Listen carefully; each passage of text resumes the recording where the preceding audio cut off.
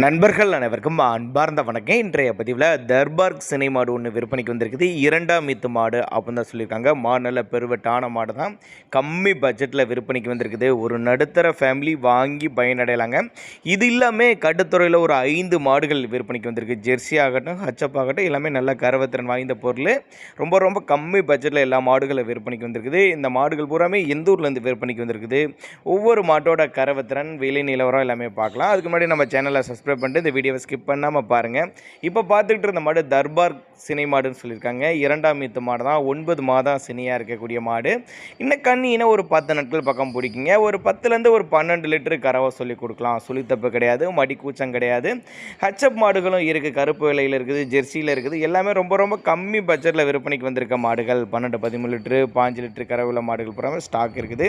நேரில் வந்து பார்த்து செக் பண்ணி ஓட்டிக்கனாலும் ஓட்டிக்கலாம். இல்லை கான்டாக்ட் பண்ணி எனக்கு டிரான்ஸ்போர்ட் வசதி அரேஞ்ச் பண்ணி கொடுனாலும் அரேஞ்ச் பண்ணி கொடுத்துடலாம்.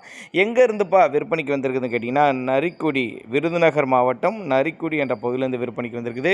ஆல் ஓவர் தமிழ்நாடு முழுவதும் டெலிவரி வசதி பண்ணி கொடுத்துடலாம். நெத்தி சொல்லி முதுசுலாம் கரெக்டான ஸ்தானத்தில் இருக்குது.